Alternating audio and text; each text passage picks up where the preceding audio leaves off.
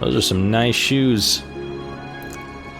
Guess we're just leaving Zangetsudo here, even though technically that's like the demon killing blade. You might need that later. Nah, just drop it. Just drop it. All right, well, that was it for this wonderful, glorious game. It truly, truly is a beautiful game and a tribute to the Castlevania series.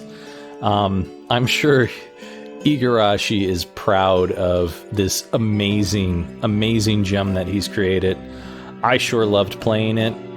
I'm sure if you haven't played it yet, you would love playing it too. If you're into any of the Castlevania series, it's a great game. All in all, it is truly a great game. It's one of my favorite Metroidvania games for sure.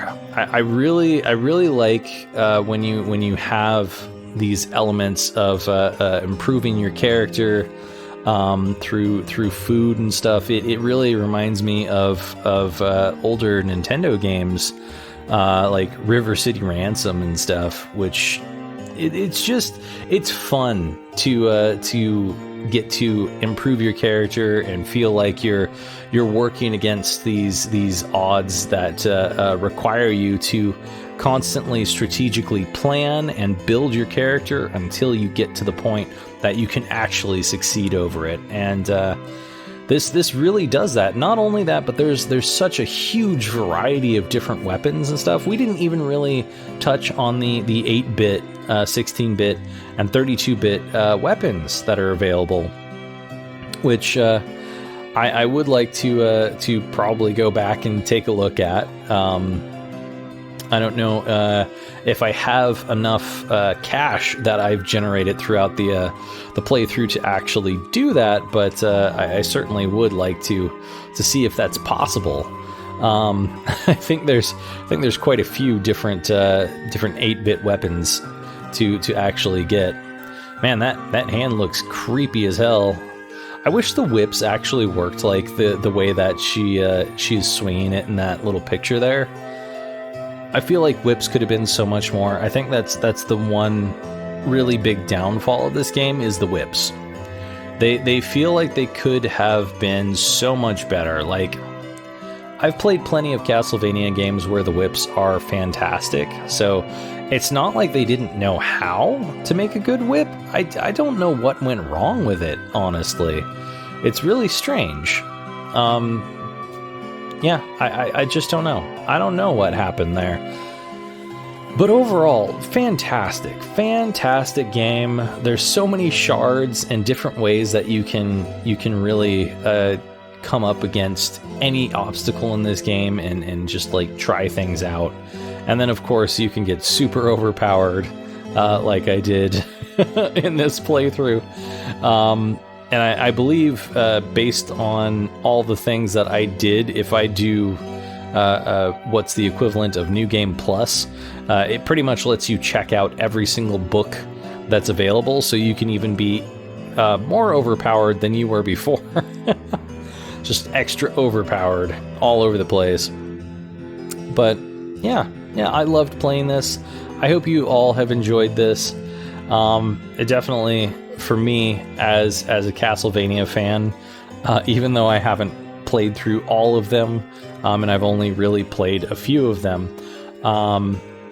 it's very high up there for me. It's definitely got to be like a 9 out of 10 as a Castlevania fan. As far as the game goes in general, I would presume that the layman gamer who is coming into this fresh and may not have played Castlevania in the past might not give it that high of a score, because there is a lot of repetitiveness to it. There's a lot of grinding and a lot of looking for items that don't really pop up the first time around. So I feel like a gamer coming at this from the perspective of never having played anything in the Castlevania series might give this a 7 out of 10, maybe a 6 out of 10. And that's just because it's it's an acquired taste in a way.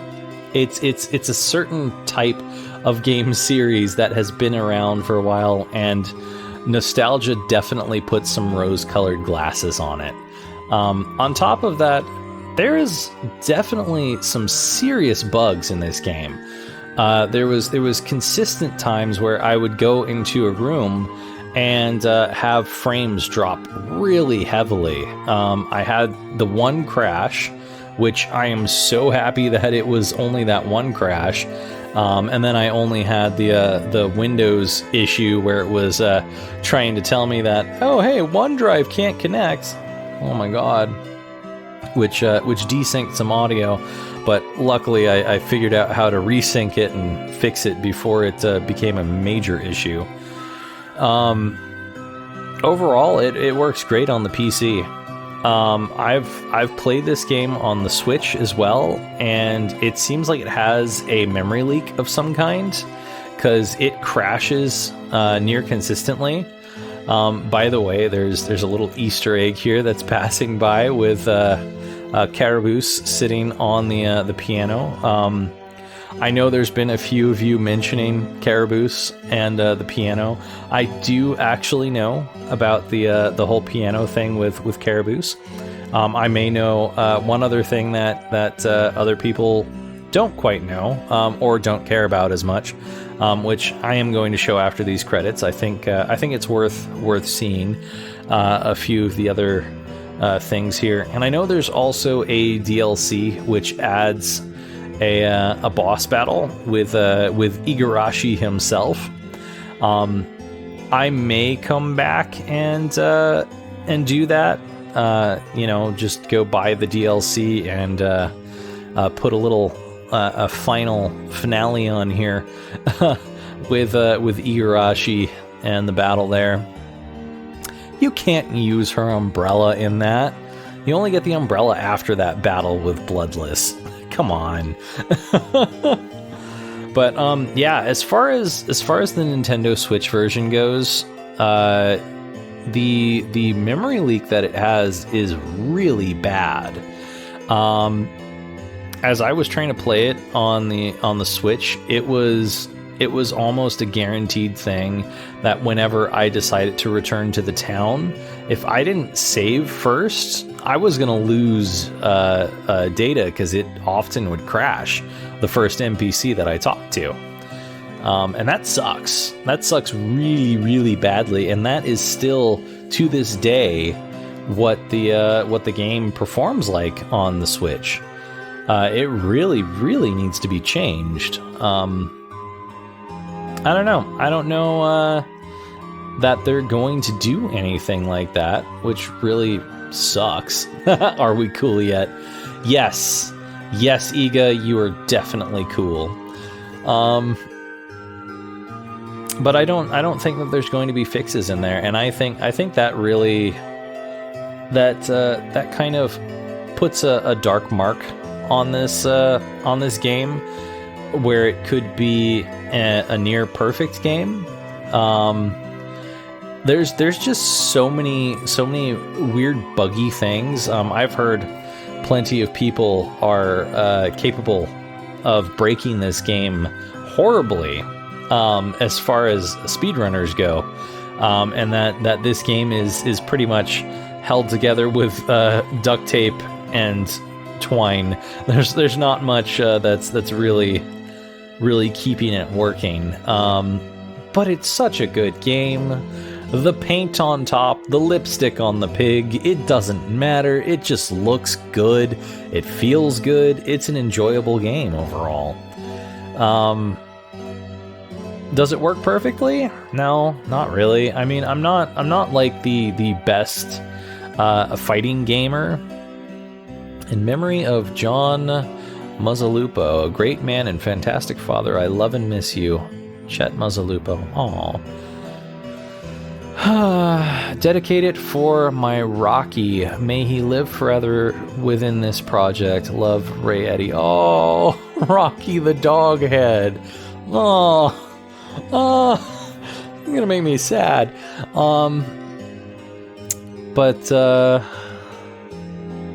Yeah, I feel like there's a lot of improvements that could be made, things that could be better with as far as the fighting mechanics go. Like, I'm not that great at the fighting mechanics.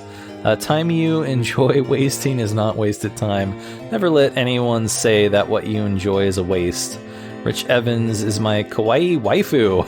Okay, glad I got to be part of this game. I hope you all enjoyed my weapon, Red the Beast. Is my bloodline a blessing or a curse? It does not matter. I shall use this power to protect Miriam.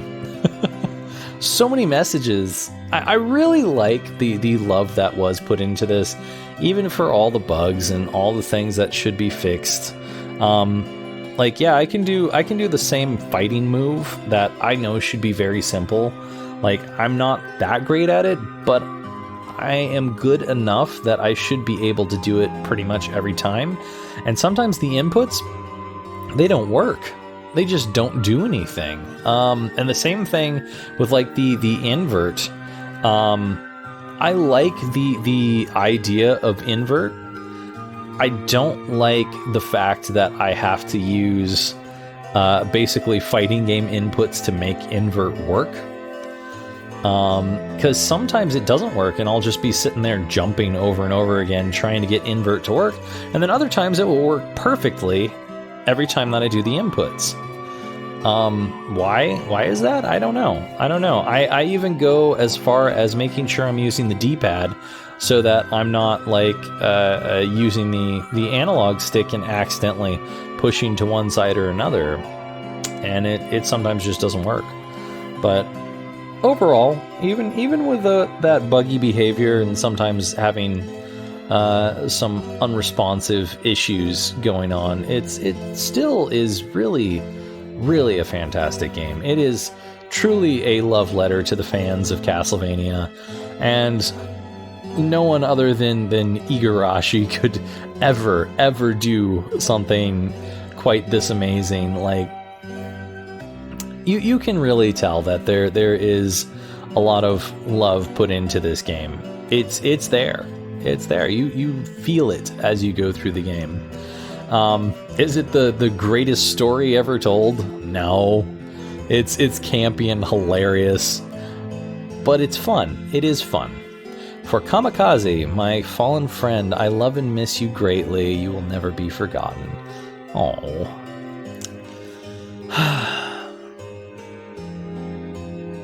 Drink more coffee. I'll pass. Coffee makes my stomach hurt. I'll go with tea, though. Tea's good. I need to get some green tea after this, actually. That sounds really good at this point. It is an honor to pay tribute to the creator of one of the best games ever made. Huzzah! I can't say huzzah without thinking of the Renaissance Festival. That's just like attached to that festival for me evermore, because usually when you tip someone at the festival, everyone goes, huzzah for the tipper! Huzzah! It's amusing. Truly amusing. If you haven't been to a Renaissance Festival, go. It's fun.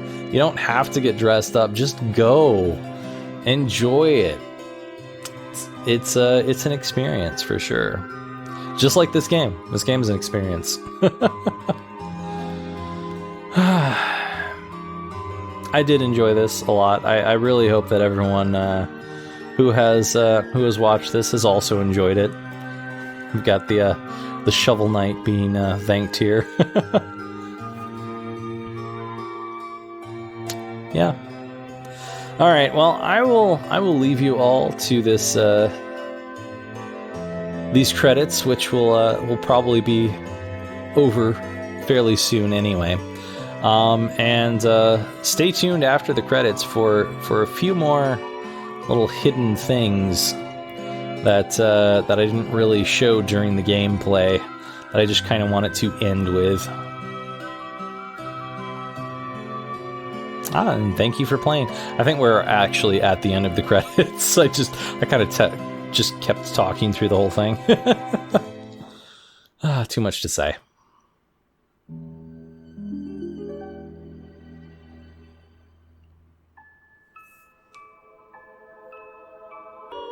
All right, so we have a nice clear star on here. We'll go ahead and jump on in here. Looks like this just kind of puts us here. And we have 100% of the map revealed, because technically we went and fought the boss. I might as well go ahead and put on the glasses, just so that I can roll through here really easily.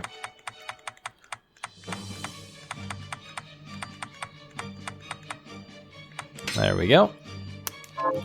And then I'm gonna switch over. Oh, I can't do accelerator and stand still at the same time. That sucks.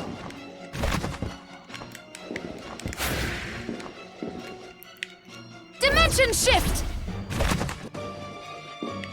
Dimension shift! Dimension shift! Dimension shift! Dimension shift! Dimension shift! Alright, let's shift our way on over until we get where we're going.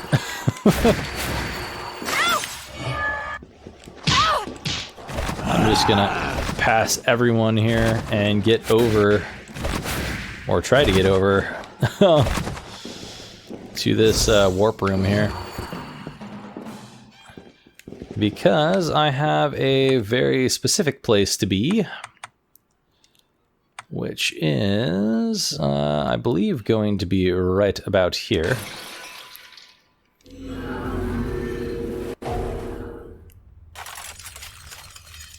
I'm sure everyone's like, oh my god, he's going for it, he's going for it. No. Hold on. Before that. We're gonna go get our nice little book friend out here. Whoop, a little bit too far. Why you? All right. So, if you bring out your book here, he'll mess around with any of the fairies that might be around. But if you go and sit at the piano,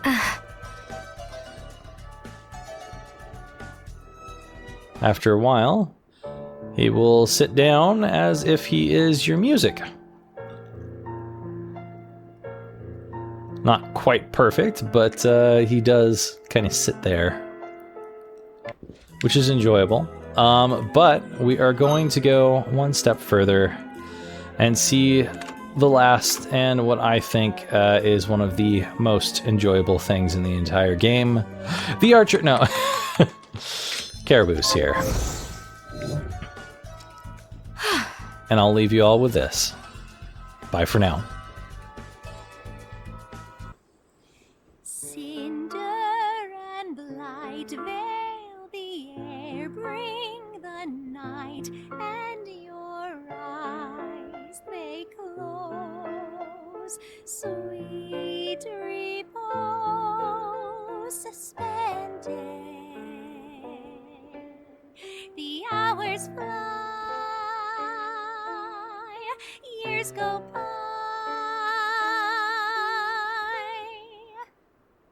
Then the morning comes, shadowed by the moon, and the angels for whom you speak